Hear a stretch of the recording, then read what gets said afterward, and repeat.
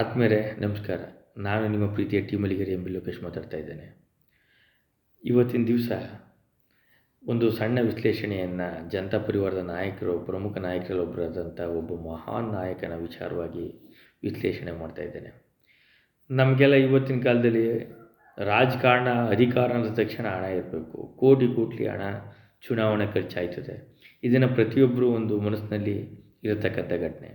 ಆದರೆ ಒಂದು 20-25 ವರ್ಷದಲ್ಲಿ ಇಷ್ಟೊಂದು ಕೋಟಿ ಕೋಟಿ ಹಣ ಖರ್ಚಾಗದರೂ ಸಹ ಅವತ್ತೂ ಸಹ ಹಣ ಚುನಾವಣೆಗೆ ನಿಲ್ಲಬೇಕಾಗಿತ್ತು. ಅದೇ ರೀತಿ ಈ ಜನತಾ ಪರಿವಾರದಲ್ಲಿ ಪ್ರಮುಖ ನಾಯಕರಲ್ಲಿ ಒಬ್ಬರು ನಮ್ಮ ಜಾರ್ಜ್ ಫರ್ನಾಂಡಿಸ್ ಅವರು. ಹುಟ್ಟಿದ್ದು ಕರ್ನಾಟಕದಲ್ಲಿ, ಕಾರ್ಮಿಕ ನಾಯಕನಾಗಿ ಬೆಳೆದದ್ದು ಮಹಾರಾಷ್ಟ್ರದಲ್ಲಿ, ರಾಜಕೀಯ ನೆಲೆ ಕಂಡುಕೊಂಡದ್ದು ಬಿಹಾರದಲ್ಲಿ. ಈ ರೀತಿ ಒಂದು ವಿಭಿನ್ನವಾಗಿ ಹೋರಾಟವನ್ನು ಮಾಡ್ತಾ ಚರಿತ್ರೆಯಲ್ಲಿ ನಮ್ಮ ರಾಜಕೀಯ ಇತಿಹಾಸದ ಪುಟಗಳಲ್ಲಿ ಅವರ ಒಂದು ಹೆಸರು ಮೈಲಿಗಲ್ಲಾಗಿ ಇವತ್ತಿಗೂ ನಿಂತಿದೆ. ನಾವು ಇವತ್ತು ಜಾರ್ಜ್ ಫರ್ನಾಂಡಿಸ್ ಅವ್ರನ್ನ ಯಾಕೆ ನೆನ್ಸ್ಕೊತೀವಿ ಅಂದರೆ, ಅವರು ತುಂಬ ತಮ್ಮ ಕೆಲಸದಲ್ಲಿ ಎಷ್ಟು ಶ್ರದ್ಧಾ ಭಕ್ತಿಯಿಂದಿದ್ರು ಅಂದರೆ ಹೇಳಿಕೆ ಒಂದು ಹಲವಾರು ವಿವರಣೆಗಳನ್ನು ನೋಡ್ಬೋದು. ಕಾರ್ಗಿಲ್ ವಾರ ಆಗಿರ್ಬೋದು, ತುರ್ತು ಪರಿಸ್ಥಿತಿ, ಜೈಲಲ್ಲೇ ನಿಂತು ಚುನಾವಣೆಯಲ್ಲಿ ಗೆದ್ದಿದ್ದಿರ್ಬೋದು. ಆದರೂ ಒಂದು ಹಾಸ್ಯಭರಿತ ಒಂದು ಘಟನೆಗಳು ನಡೆದಿರ್ತಕ್ಕಂಥದ್ದು ರಾಜಕಾರಣದಲ್ಲಿ ನೋಡ್ಬೋದು.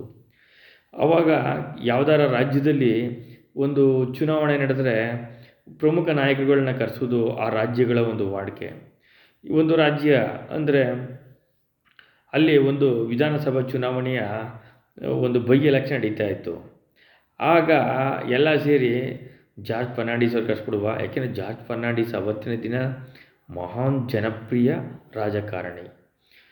ಆದರೆ ಮಹಾನ್ ಜನಪ್ರಿಯ ರಾಜಕಾರಣಿಗಳಲ್ಲಿ ಪ್ರಮುಖರಲ್ಲಿ ಇವರು ಸಹ ಒಬ್ಬರಾಗಿದ್ದರೂ ಸಹ ಜಾರ್ಜ್ ಫರ್ನಾಂಡಿಸ್ ಅವರು ಸರಳ ಸಜ್ಜನಿಕೆಯ ರಾಜಕಾರಣಿ. ಜಾರ್ಜ್ ಫರ್ನಾಂಡಿಸ್ ಅವ್ರನ್ನ ಕರೆಸ್ತಾರೆ.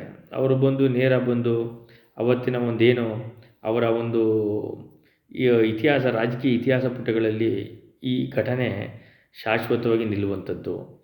ಅವರು ಇವತ್ತಿನಂಗೆ ಐಷಾರಾಮಿ ಕಾರುಗಳಿಲ್ಲ. ಒಂದು ಅಂಬಾಸಿಡರ್ ಕಾರಲ್ಲಿ ಬಂದು ಯಾವುದೋ ಒಂದು IBಲಿ ಬುಕ್ ಮಾಡಿರ್ತಾರೆ, ಅಲ್ಲಿ ಹೋಗ್ತಾರೆ.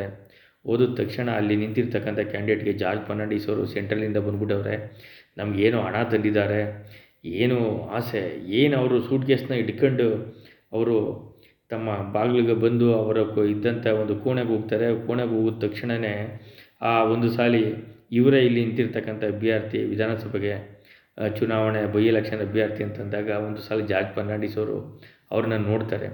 ಇವರಿಗೆ ತುಂಬ ಖುಷಿ.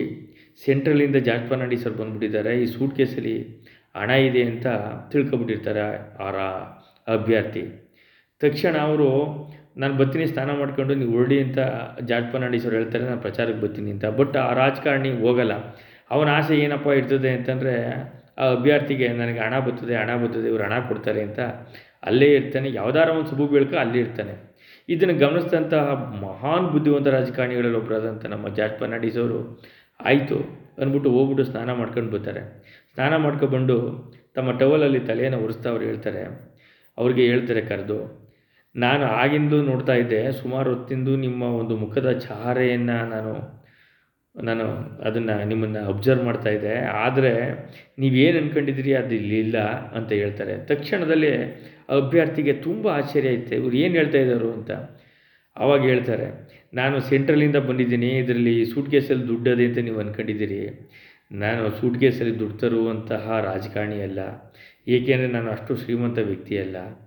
ನೋಡಿ ಅಂದ್ಬಿಟ್ಟು ಸೂಟ್ ಕೇಸ್ ತೆಗೆದು ನನ್ನಲ್ಲಿ, ಈ ಸೂಟ್ ಕೇಸ್ನಲ್ಲಿ ಇರೋದು 2 ಜೊತೆ ಬಟ್ಟೆ, ಒಂದು ಪೇಸ್ಟು, ಬ್ರಷು, ಇವು ಮಾತ್ರ. ಅಂದ ತಕ್ಷಣ ಏನು ಈ ಜನಪ್ರಿಯ ರಾಜಕಾರಣಿ ಅಂತ ಜಾರ್ಜ್ ಫರ್ನಾಂಡಿಸ್ನ ಕರೆತಿದ್ರು, ಅವತ್ತಿನ ದಿನ ಅವ್ರ ಹೆಸರು ಆ ರೀತಿ ಇತ್ತು. ಅದನ್ನು ನೋಡಿದ ತಕ್ಷಣ ಆ ಅಭ್ಯರ್ಥಿ ಒಂದು ರೀತಿಯಲ್ಲಿ ತಾನೇ ಮುಜುಗರಕ್ಕೆ ಒಳಗಾಗ್ತಾರೆ.